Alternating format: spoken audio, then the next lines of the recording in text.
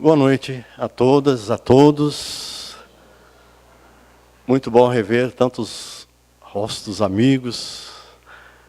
Muito bom compartilhar o estudo da doutrina espírita. E agradeço a Deus a oportunidade da vida de aqui estar junto com vocês, na mesma vibração amorosa da prece feita pelo nosso amigo Haroldo. Jesus, nosso modelo e guia, possa estar conosco, mandando-nos sua energia de amor, de paz. Porque São Mateus, no capítulo 18, versículo 20, já nos afirmou. Jesus disse certa feita, onde 2 ou mais pessoas estiverem em meu nome, eu aí estarei entre eles. Com toda certeza, estamos todos nós aqui em nome de Jesus. Ele está conosco. Vamos nos vibrar, usufruir do prazer dessa energia, desse amor profundo. E vamos prestar atenção às lições que o Livro dos Espíritos nos traz. Vamos fazer valer a pena estarmos aqui.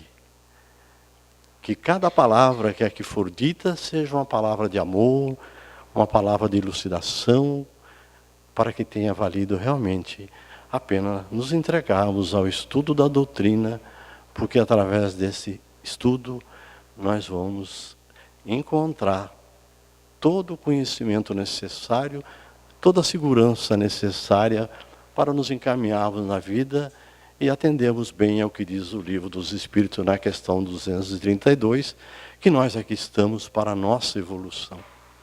Se é assim, vamos nos dedicar com todo carinho a isso. Eu gostaria de enfatizar a alegria que devemos sentir, a solidariedade, o afeto em receber aqui espíritos amigos desencarnados que comparecem para estudar conosco. Nós que não temos clarividência, não podemos vê-los, mas quem goza da mediunidade evidente sabe da presença amiga de tantos espíritos que aqui estão, além daqueles que já disse o Haroldo, que são os protetores da casa, que limpam esse ambiente e tornam muito agradável, muito propício ao estudo, ao aprendizado. O conhecimento é de todo importante, porque através dele nós temos a certeza do que é a vida, tanto essa vida no plano espiritual, como a vida no plano material. É tão importante o conhecimento que no livro O Consolador, Emmanuel, na questão 204, foi provocado sobre a psicografia de Chico Xavier, querendo saber se é através da evolução moral que o homem pode ascender a Deus sem desenvolvimento dos seus dons intelectuais. Emmanuel, com toda a propriedade, com toda a tranquilidade, esclarece que é o sentimento e a sabedoria que são as 2 asas que elevam o homem a Deus. Mas vai mais longe o nosso grande mentor. É preciso que sentimento e sabedoria estejam lado a lado, irmanados, porque se o conhecimento intelectual sobrepujar a evolução moral, ele pode ser envolvido pelo orgulho, pela vaidade e nos trazer dores e aborrecimentos. Então, essa advertência é fundamental para todos nós que estudamos a doutrina espírita, como de resto todo o estudo, porque isso nos dá uma chave e nos mostra um caminho de seguir com segurança. Não podemos esquecer que Jesus, muito sabiamente, já nos alertou há muitos anos que era necessário vigiar e orar sempre para que a gente não fosse envolvido por pensamentos, por seduções que nos causariam grandes males. Nós estamos nos preparando para uma transição planetária, para um mundo em que haverá a regeneração. Então vamos nos dedicar o máximo possível para que seja fácil para nós com o passar do tempo, pelo aprendizado, pela dedicação, acima de tudo pela prática do amor que Jesus nos ensinou, podemos ter esperança de passarmos a vivenciar outra vida, no meu caso, num planeta de regeneração. Aliás, Kardec bem fala sobre isso e insiste, procurar encontrar, numa nova oportunidade, um local em que haja paz, amor, a prevalência do bem e livrar-se do mundo de provas e expiações. Nós, então, sabendo disso, vamos envidar os nossos melhores esforços para que a nossa vida seja uma vida mais tranquila, que a nossa rota seja uma rota sem percalços, sem dificuldades. Eu vou aproveitar a oportunidade para lembrar aos que se esqueceram e para informar aos que não sabem que na última terça-feira, dia 18 de abril, o Livro dos Espíritos completou 160 anos. São 160 anos de estudo profundo, de desbravador, de quebra de paradigma, de momento revolucionário na filosofia, na ciência, na religião acima de tudo. E 160 anos de consolo, livrando dores e aflições daqueles que foram encontrar em suas páginas a orientação segura para bem viver. Então, é para nós uma alegria estarmos no mês de abril falando de texto que vem do Livro dos Espíritos. Eu trago hoje para a nossa reflexão a lei de liberdade, que é a 9ª lei das 10 que compõe a terceira parte do Livro dos Espíritos. Essa terceira parte são 12 capítulos. O primeiro, como nos esclarece muito bem Cosme Bassi, trata do conceito de lei. Depois são 10 leis específicas. E no final, esperanças e gozo, consolações, o que acontece com o cumprimento ou descumprimento das leis. As leis morais nós sabemos, então, pela questão 614 do Livro dos Espíritos, que são leis de Deus, leis da natureza, leis que nos dizem o que devemos fazer ou deixar de fazer. E o homem só é infeliz se dela se afasta. Esse é o texto que inicia a terceira parte do Livro dos Espíritos. Sendo lei, há de ser de cumprimento obrigatório. Isso já desperta em nós, então, a seguinte pergunta: liberdade é lei? É obrigatória? Sim, sendo lei, é obrigatória. Temos, então, que usufruir da liberdade, temos que vivenciá-la intensamente e, acima de tudo, me parece, permitir e auxiliar que outros possam dela desfrutar. Porque é sonho da vida de todos nós a liberdade. A liberdade é essa faculdade que nós temos de sermos donos de nós, senhores da nossa vida, e fazermos o que julgamos mais importante, o que é interessante para nós, em cada circunstância da nossa vida. A liberdade, pergunta Kardec, se é absoluta em alguma situação. A resposta é clara para nós: a liberdade não é absoluta. A liberdade é relativa porque onde houver vida de relacionamento, é preciso que haja respeito pelos direitos dos outros. Assim como a gente diz aquele refrão antigo, o meu direito termina onde começa o direito do outro, assim também é a liberdade. Mas haveria uma possibilidade de uma liberdade plena, absoluta?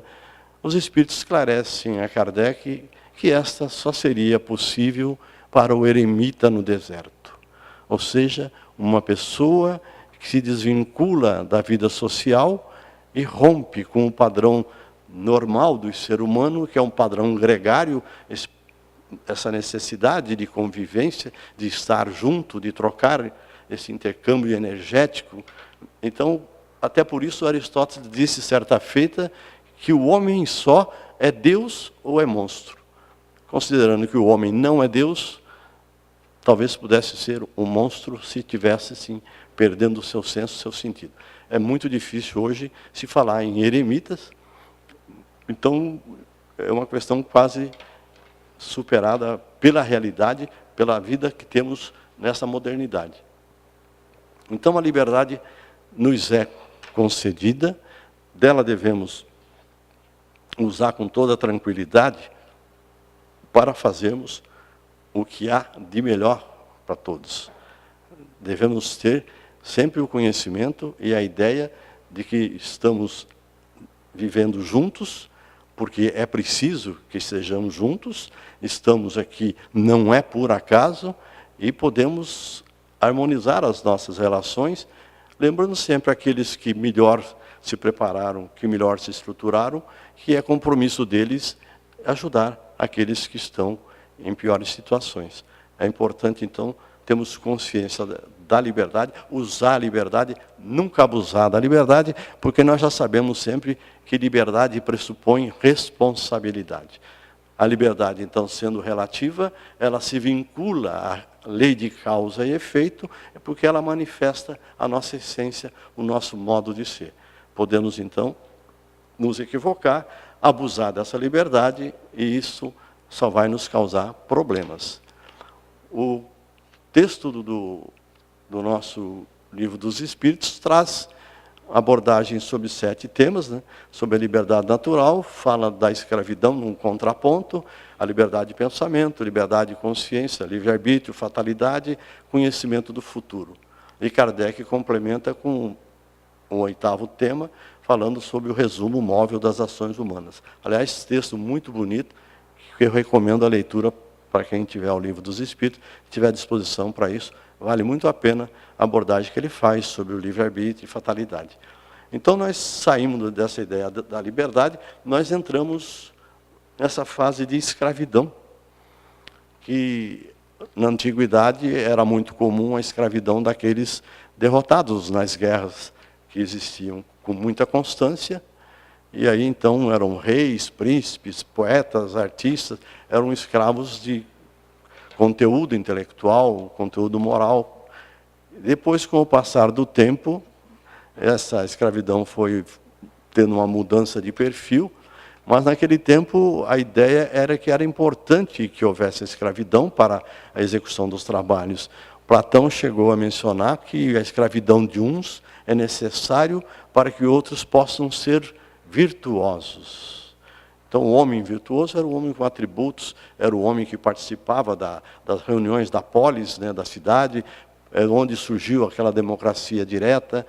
Então, esse pessoal estava em contemplação, ouvindo música, falando de poesia, discutindo assuntos, como Sócrates gostava muito de discutir pelas ruas de Atenas.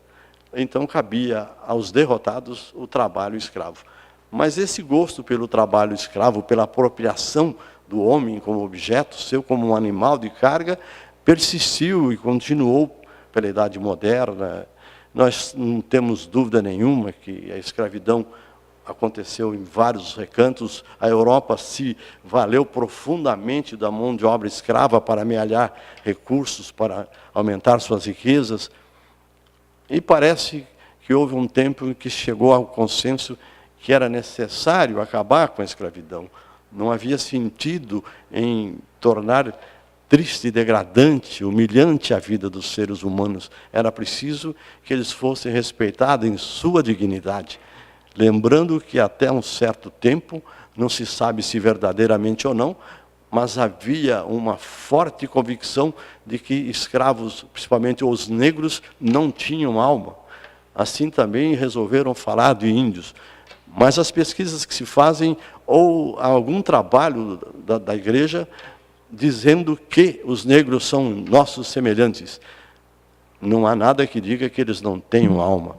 Mas alguns mais afoitos e mais críticos dizem que se eles tiveram que escrever que os negros são iguais a nós, é porque antes foi dito que não era. Porque se já fosse igual, fosse reconhecido, não precisava justificar isso. Mas não há nada nesse sentido.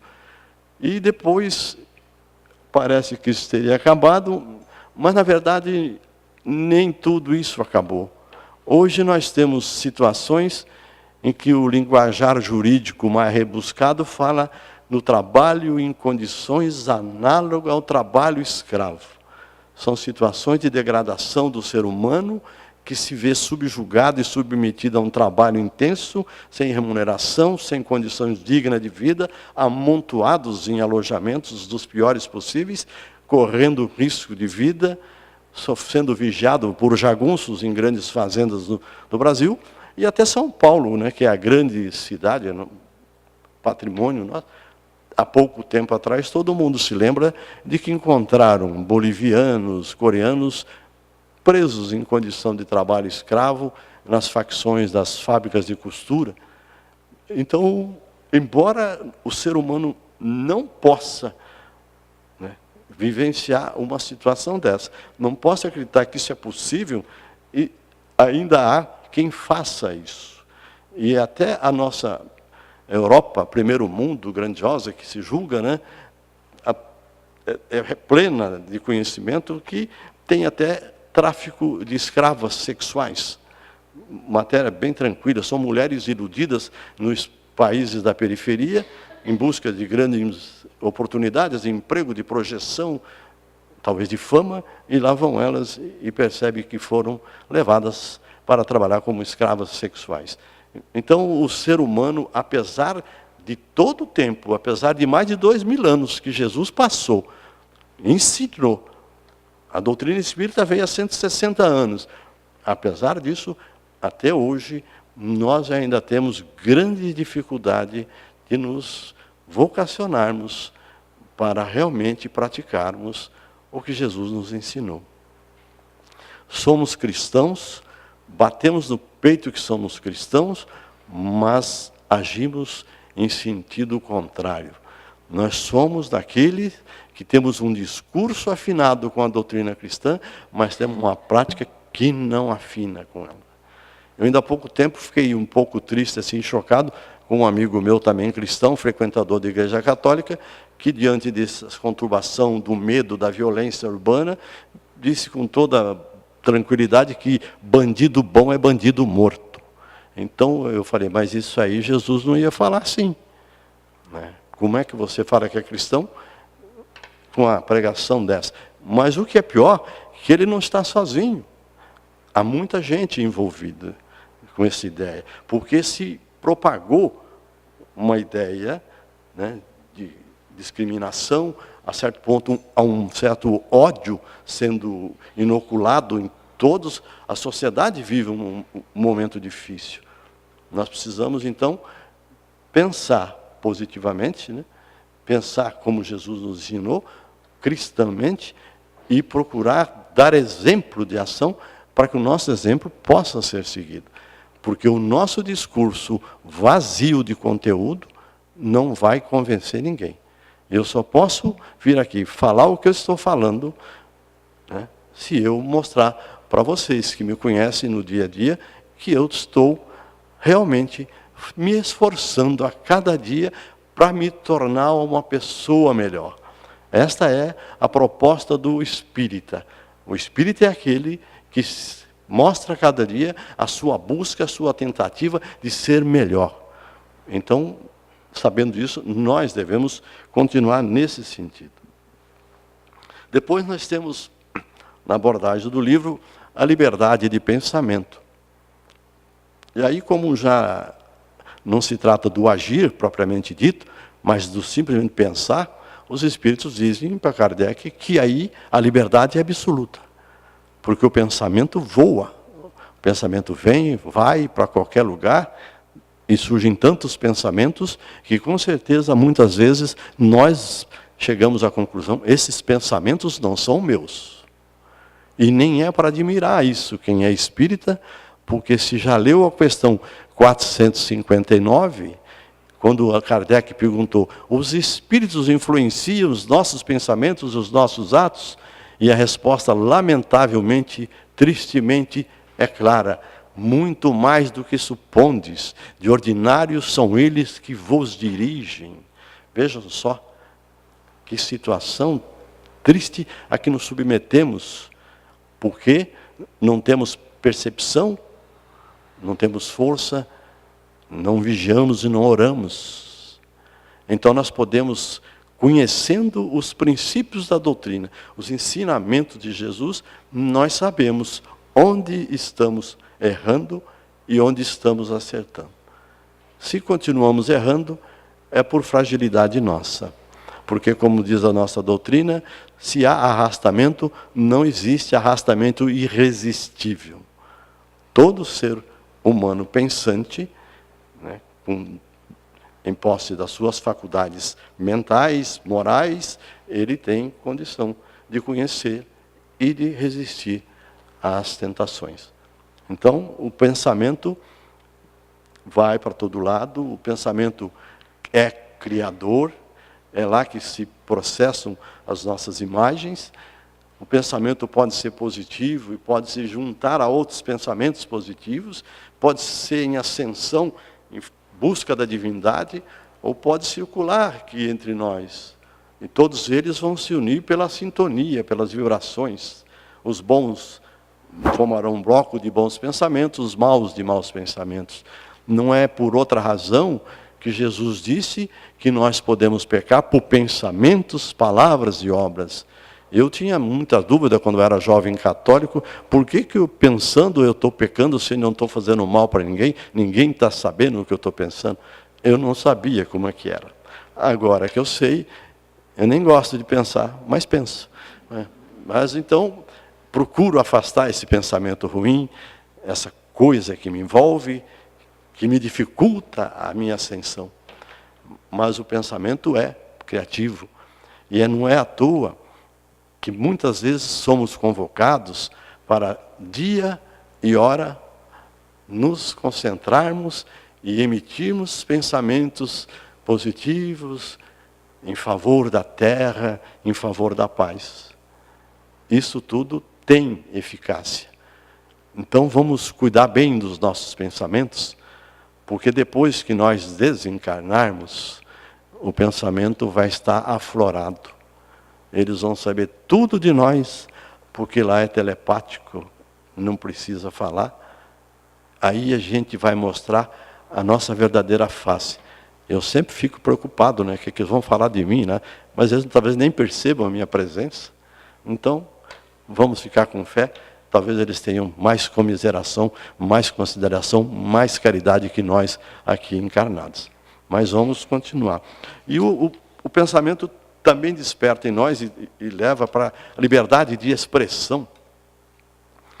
Essa é uma manifestação muito própria da criação, da cultura, da arte, do jornalismo, da literatura, do cinema, televisão. Né? E essa expressão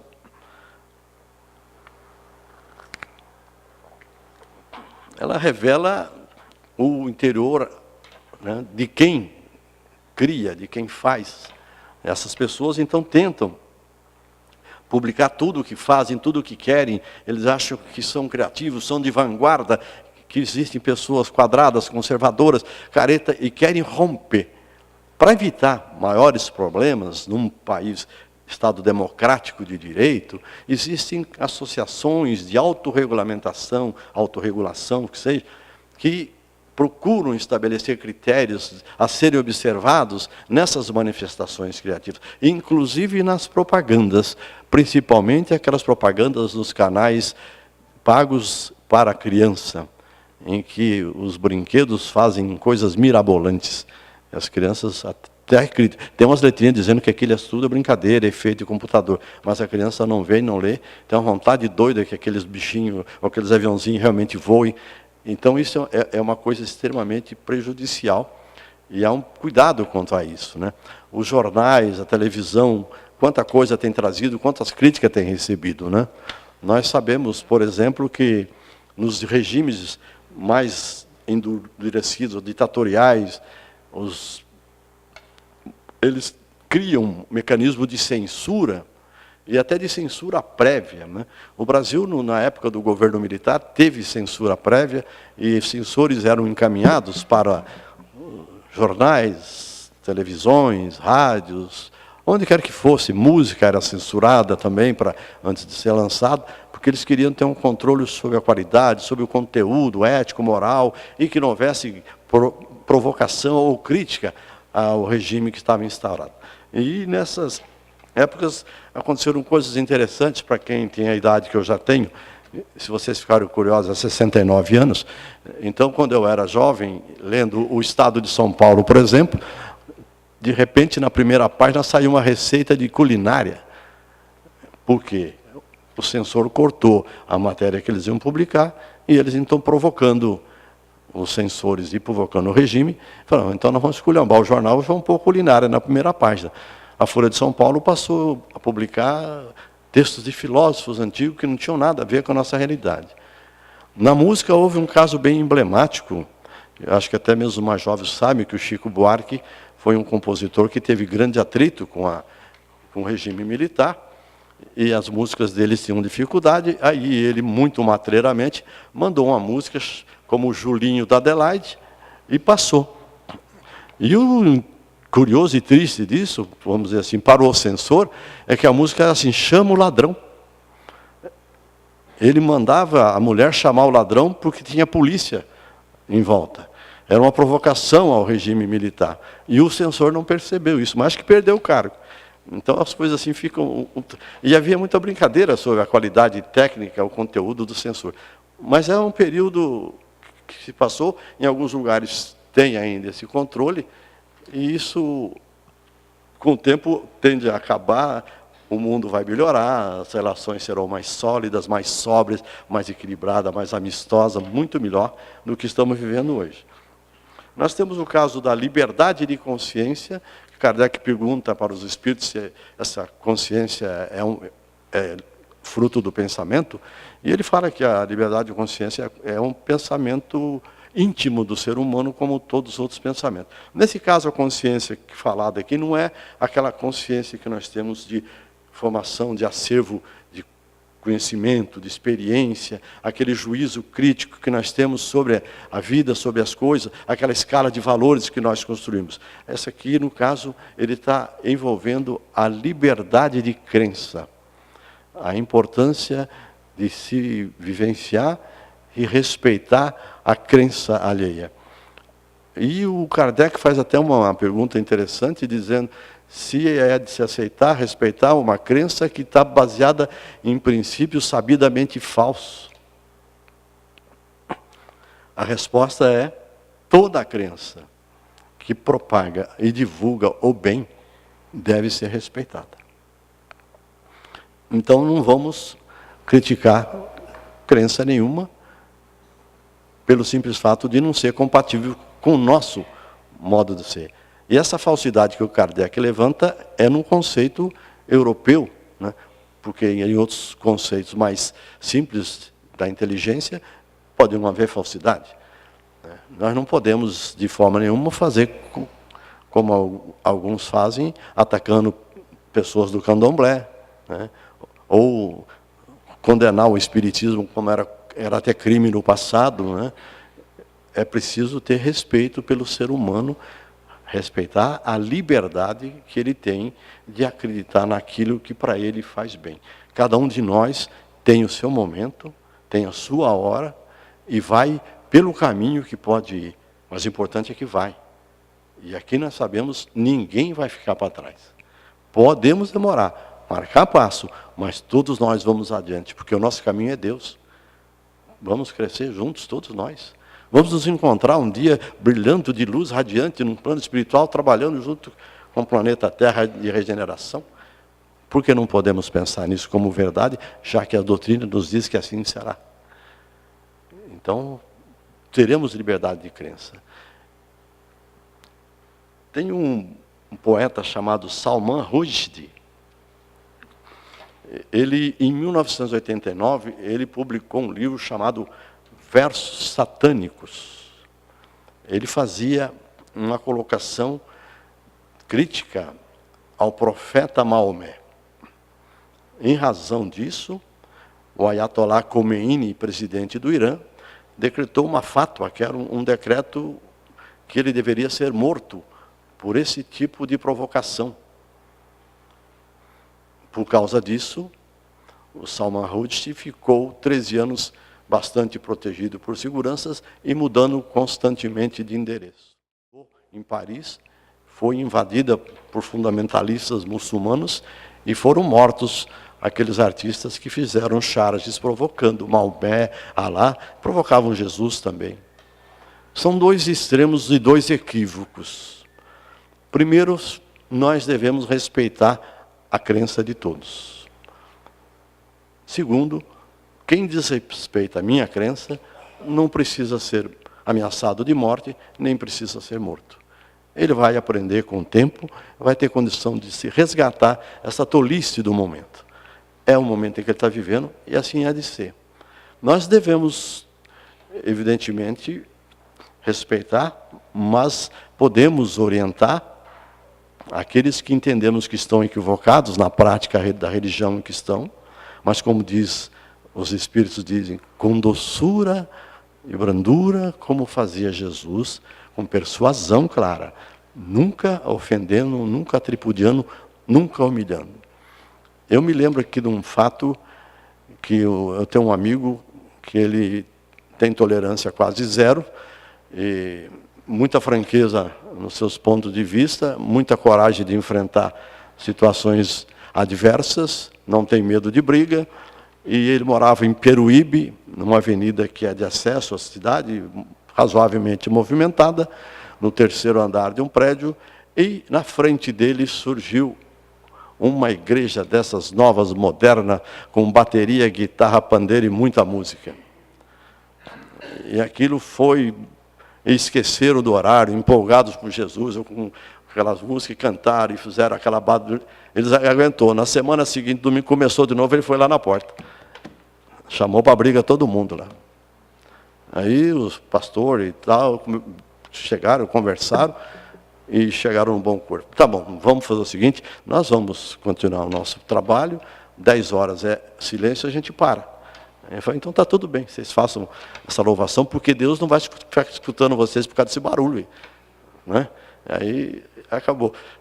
Então, dá para conversar, dá para resolver questões, né? Porque também não é o fato de eu estar vivendo uma minha religião que eu tenho liberdade para fazer esse desastre todo. Nós vivemos momentos difíceis, momentos tristes na nossa história moderna, né, com o ISIS ou o Estado Islâmico, que dentro do que seria respeitar a religião, crença alheia, eles não sabem, é tolerância zero ali, e todo esse trabalho todo que eles fazem via internet, essas mídias sociais, a violentação que eles fazem, eles terminam matando tantos quantos eles possam para se vingar, querendo impor a disciplina, a religião de Alá, do Maomé. Né? Não é assim que vamos impor a religião. É verdade que nós já tivemos cruzadas que tentaram impor aos mouros, né, a fé. É verdade que nós tivemos uma Santa Inquisição, não sei que santa, mas era o Santo Ofício, a Inquisição querendo impor. Quantos médiuns foram mortos, quantas médiuns foram mortas por causa de manifestações, mesmo mediúnicas, da sensibilidade. Isso não resolve nada, só cria problema, porque a psicosfera fica afetada, fica ruim. Depois disso, nós temos o livre-arbítrio, sabendo que arbitrar é decidir, é escolher. Nós podemos, então, livremente escolher entre 2, 3 opções que se nos apresentam de acordo com o que nós julgamos que é conveniente para nós. É lógico que nós pretendemos fazer sempre o melhor, mas podemos nos equivocar. Então, esse livre-arbítrio nos leva a essa escolha e nos traz responsabilidade pelos atos que fizemos. O Allan Kardec, diante dessa informação dos espíritos, que isso faz parte da liberdade, criou algumas perguntas, fazendo uma espécie de contraponto, relativizando o livre-arbítrio, para que houvesse uma melhor informação a respeito. Ele já pergunta, e a criança? Então, os espíritos esclarecem que a criança vai ter um momento em que ela vai desenvolver e vai poder começar a fazer esse livre-arbítrio, né? Porque a gente olhando a criança, a gente bem percebe que ela nasce, vai ser recebida onde quer que seja, de preferência com médicos, com enfermeiras, um ambiente bem tranquilo, né, que não seja esses ambientes hostis que a gente sabe também que existem. E vai ser entregue à mãe, depois vai ser limpa, vai ser pesada, vai ser medida, vai tomar banho, vai ter tudo. Mas ela vai passar meses e meses totalmente dependente de quem cuide delas. Eu estive agora em Curitiba no começo do mês. O meu neto mais novo, Davi, fez 7 meses, dia 8. E como eu estava preparando essa palestra aqui, eu fiquei olhando nele o livre-arbítrio, né, como evolução. Né? Realmente, se a gente considerar, eu nasci simples e ignorante, conforme está na questão 115. E tive a oportunidade de ir escolhendo e vivenciando, caindo para lá, caindo para cá. Eu estou chegando aqui, eu não sei bem como é que eu comecei. Um dia eu tive ideias de optar. Mas eu vi bem assim, que ele vinha mamando tranquilo, mas chorava quando tinha sono, chorava quando estava sujo, chorava quando queria dormir, e vocês sabem que isso tudo é verdadeiro, é parte do instinto. Né? Chegou um dia que deram-lhe uma papinha de fruta, ele já cuspiu para lá, para cá, bateu a mão na colher, mas depois foi pegando. Aí, passado um tempo, deram-lhe a papinha salgada, aí mais uma reação negativa, choro, bronca, espirro. Mas vai, é o instinto ainda que está defendendo. Assim como nós, como espíritos, começamos perdidos, sem saber direito, vamos fazendo. Isso aqui me agradou, isso não agradou. Um dia ele vai ter paladar, ele vai ter convicção, ele vai ter saber que a nutrição existe, que é importante conhecer isso para crescer com saúde. Né? Então, o espírito está assim. Ele vem, a criança desenvolve, aí ela vai poder escolher, vai ter conceitos de vida, vai ter vontade para se manifestar, ela pode escolher. É aí a essência da liberdade nossa, a escolha que fazemos. Predisposições instintivas, né? Os espíritos já não vêm, encaram com essa predisposição, isso não atrapalha a liberdade, o livre-arbítrio. O organismo ele não influencia, não cria dificuldade para a manifestação do livre-arbítrio. Sim, a gente tem informações, questões 367 do Livro do Espírito, trata da influência do organismo sobre nós. Há, sim, influenciação.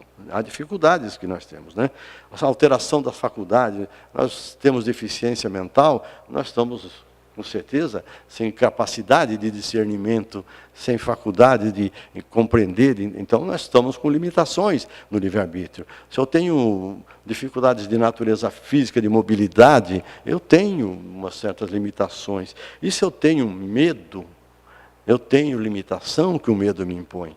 Então, nós precisamos saber que há esse livre-arbítrio, podemos escolher. Né? Mas temos responsabilidade pela escolha e temos dificuldades, talvez, para escolher, por causa de algumas limitações que existem. O psiquiatra Flávio Gicovati tem um livro chamado Liberdade Possível. Né? Ele fala das dificuldades, das limitações econômicas, sociais, políticas, essas questões assim bem externas. Né? No nosso livro de Espírito não chegou a esse tipo de coisa. Então, até a posição social, segundo pergunta de Kardec, cria algum embaraço, porque o homem se vê envolvido em algumas convenções sociais, começa a agir de forma que possa atender e agradar aquele grupo, mas contrariando até a sua própria vontade, o seu modo de ser. Passamos depois disso para a fatalidade. Mas se nós temos livre-arbítrio, fatalidade não existe. A fatalidade seria, nós temos um destino escrito que deve se cumprir de forma inexorável. Como dizem os espíritos, seríamos máquinas. E aí, qual é o mérito que nós temos pelo bem que podemos fazer? Qual é a culpa que temos, né? Qual o pecado que vamos pagar, se tudo o que está acontecendo estava escrito?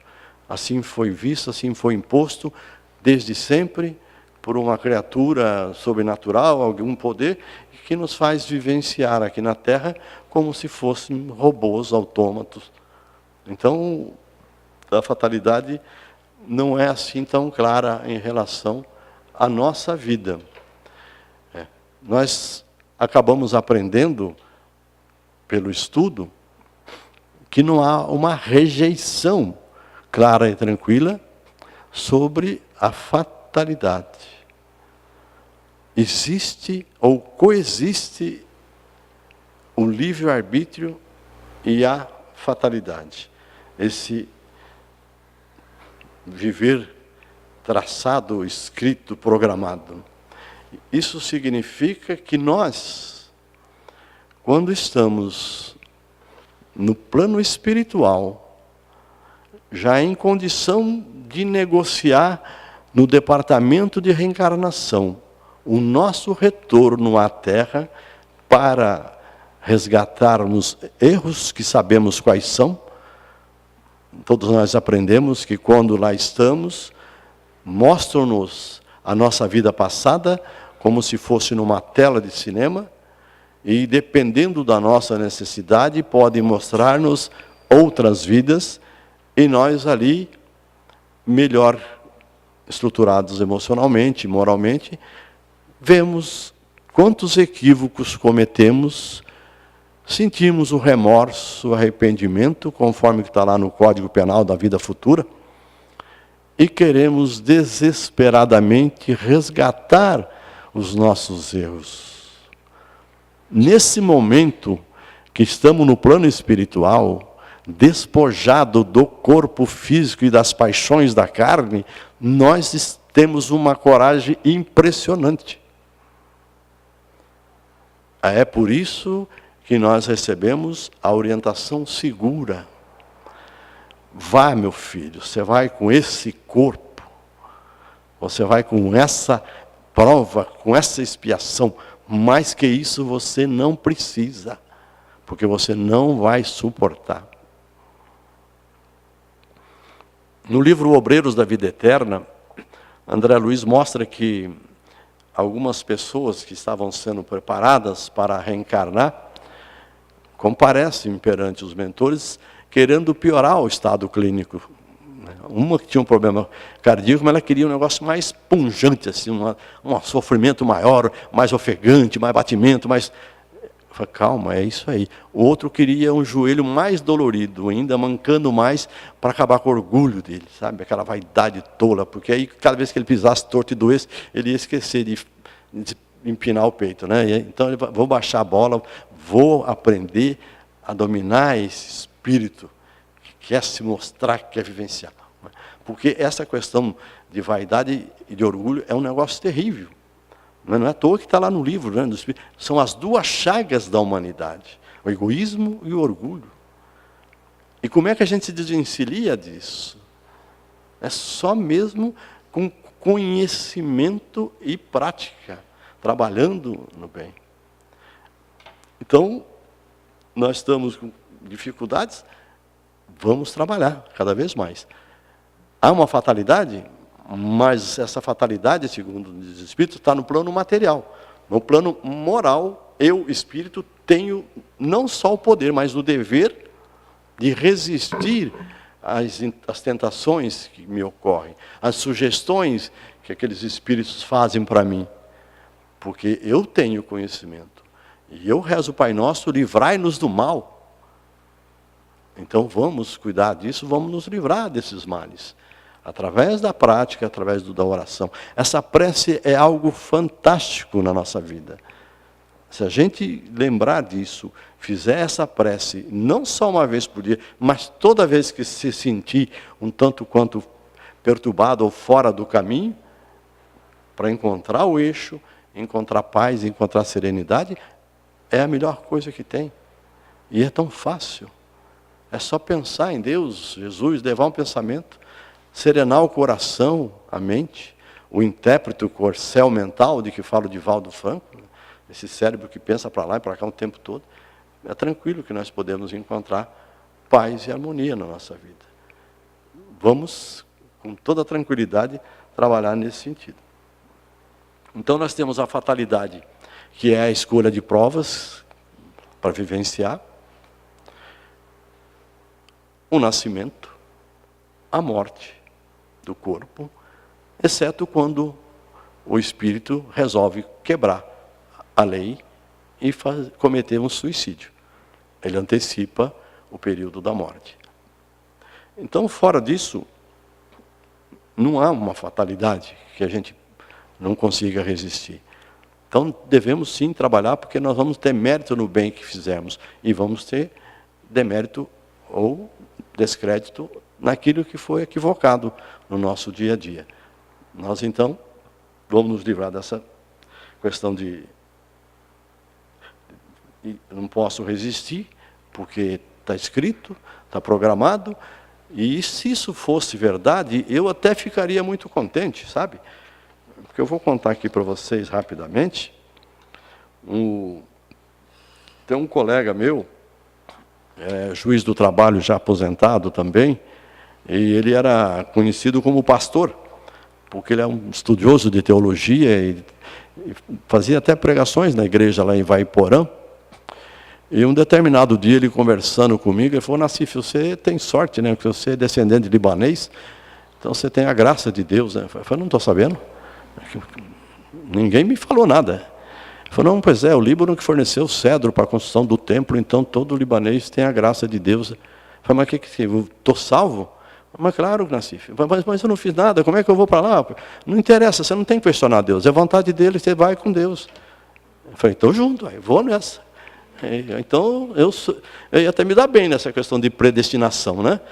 Como neto de libanês, olha só, céu para mim, não sei para vocês, se tem algum colega aí, algum parente aí que possa ir também. Então, nós temos que entender que existe sim alguma coisa traçada, há uma programação, dizem que Deus sabe isso tudo, alguém tem dúvida quanto a isso?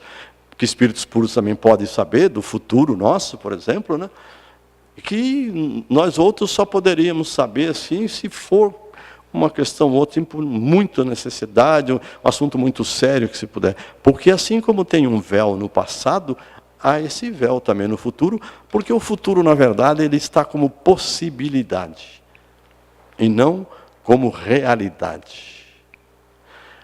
Porque nós podemos mudar situações ruins, programadas para a nossa vida. Emmanuel tem um texto chamado Remuneração Espiritual. Ele começa falando do trabalho, do pagamento, né, da remuneração que se deve fazer ao trabalhador, mas ele começa depois onde ele quer chegar, ao trabalho, abnegação, ao trabalho doação, ao trabalho de amor, esse trabalho grandioso em favor da vida, em favor das pessoas, ajudando todos que carecem de apoio, todos que necessitam de ajuda, e que são tantos. E ele diz assim: quem isso conseguir, poderá suspender ou até extinguir a sentença executória que havia sido passada contra ele. Ou seja, o sofrimento que eu deveria passar. O que eu ia pagar com a dor, eu consigo pagar com amor. Se é assim, gente, vamos pagar com amor. É muito melhor, é muito mais fácil, porque todo erro que nós cometemos, todo equívoco, repercute no nosso corpo e no nosso espírito. Dói em nós. Hoje cedo eu falava com o pessoal lá no Lins de Vasconcelos sobre cólera. Olha que sentimento nocivo, nefasto, que machuca, que arrebenta, que aniquila, destrói lares, destrói vida, mata pessoas. É um descarga enorme de adrenalina, é um veneno no corpo nosso. Joana de Anjos, no livro Autodescobrimento, ela faz uma relação de quantas doenças psicossomáticas nós conseguimos por causa de bobagens nossas. Orgulho, vaidade, egoísmo, ambição. Falando aqui é tão fácil, né? Pensa todo mundo. Mas é importante a gente falar, e eu falando, ouvindo isso, porque com certeza um dia eu vou saber. Um dia eu vou fazer melhor. É para isso que eu tenho me esforçado, desde que me aposentei há 11 anos, e tenho contado com apoio, com estímulo de bons amigos, principalmente aqui do Caminheiros, que melhor conhecem a doutrina e muito mais me ensinam todo dia que aqui estou. E essa presença amiga de vocês que me estimula a abrir o livro e procurar entender um pouco mais a nossa doutrina. Porque se não é essa provocação o livro vai ser aberto uma vez por semana no estudo de grupo. E nem vai ser aprofundado o estudo. Faça uma leitura, a gente vai se acomodando. Então, nós precisamos mudar mesmo. Porque alguém já escreveu um dia, é muito comum a gente se acomodar e procurar informação com quem tem mais disposição para estudar, porque assim a informação me vem de imediata, eu não perco meu tempo, não desgasto o meu cérebro estudando, pesquisando. Alguém já me informa, entrega tudo pronto, mastigado. Mas isso não fortifica, não solidifica o nosso conhecimento. É lá pesquisando, criticando, duvidando, que a gente vai aprender e vai ter solidez de pensamento, solidez de convicção, solidez na doutrina, solidez na vida, encontrando paz, encontrando amor, que é o que todos nós queremos, ser felizes. Eu acho que nós estamos nos preparando verdadeiramente para isso, e este sábado demonstra a nossa vontade de conhecer a doutrina e, com certeza, de aplicá-la. Que Deus permita que nós saiamos daqui melhor do que quando entramos. Obrigado, gente.